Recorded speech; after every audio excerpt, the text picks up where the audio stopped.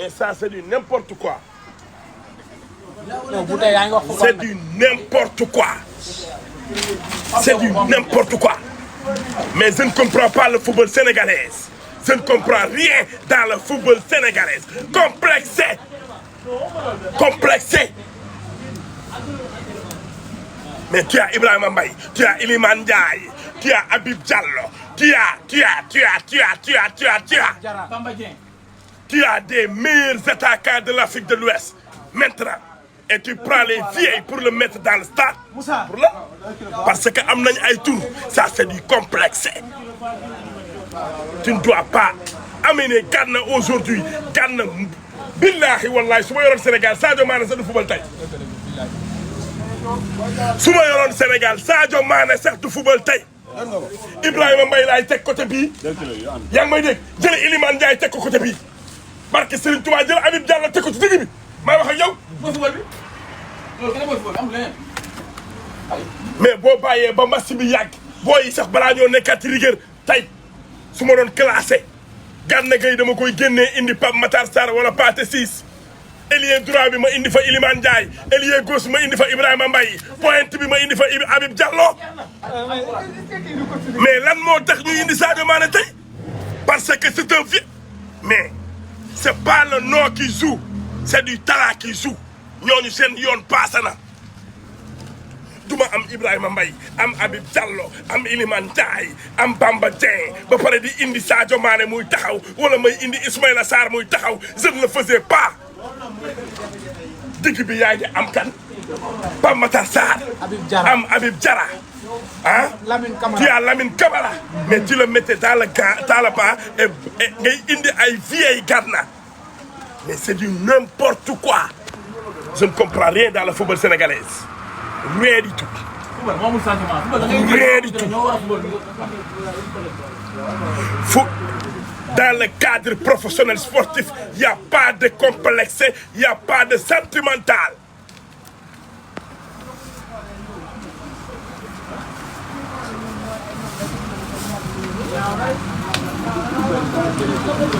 football amul expérience entraînement la laaj ak xale toll rek waay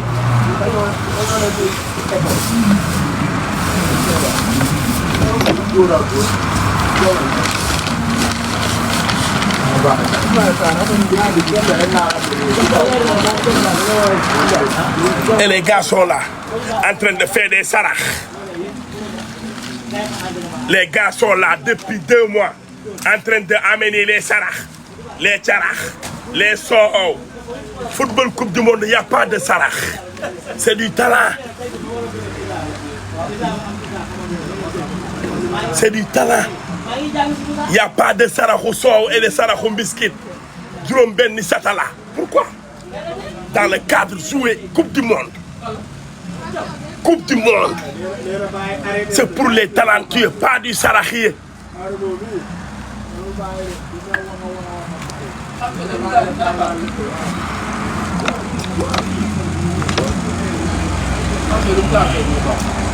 mais Pape Thiaw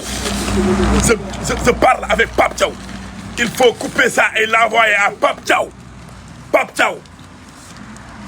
Pape Thiaw Pape Thiaw encore une fois dinaa ko wax ci anglais wax ko ci français wax ko ci olof Pape Thiaw football amul sentimental football du tour football talent la sa attaque bi yaa ngeeg Ibrahima Mbaye yaa ngeeg Habib Diallo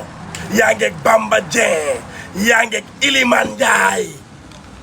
mais tey c'est pas du tout normal nga indi Sadio Mané sax muy départ wala ngay indi Ismaïla Sarr muy départ te nga yor boo yu baax yooyu nga war a indi Iliman Ndiaye ailier droit bi indi Ibrahima Mbaye gauche bi jël Habib Diallo samp ko ñu ubbi bii score bi nga ñëw ci digg bi munoo am lu mel ni Pathé Ciss muy xare gën a féroce Gana fuuf Gana il est vieil maintenant nga jël Gana di ko départ loo jël Pathé Ciss teg ko ci baa bi c'est pas du tout normal Pape Matar Sarr il est en train de faire un bon performance dans son club il faut le revenir teg ci beneen affaire dinaa leen ko wax Koulibaly nekkatu ci de may wax ak yéen gaynde la nag mais vitesse bi boo yi àndal nii boo yu football yi vitesse bi ñu àndal raw na Koulibaly je te dis la vérité Koulibaly fi ñu ne nii football raw na ko il est lent maintenant il est lent il n'est pas vitessier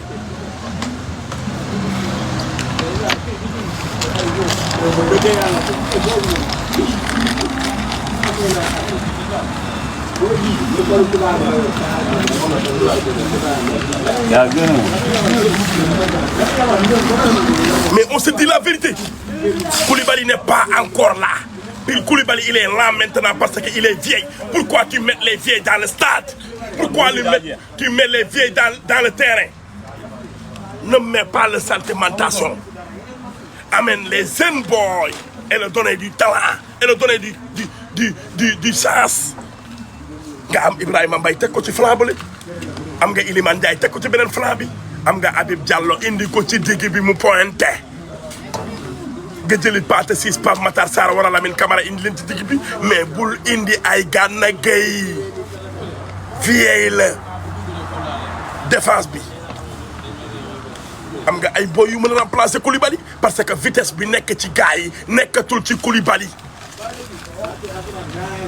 trust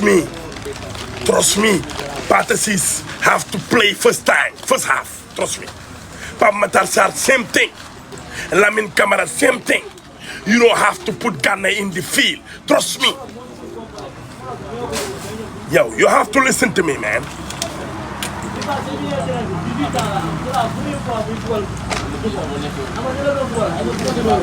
waaw Habib ñëwul moom laa lay wax dama ne la am nga Habib Diallo da nga koy indi digg bi yaa ngi fa ak Habib Diarra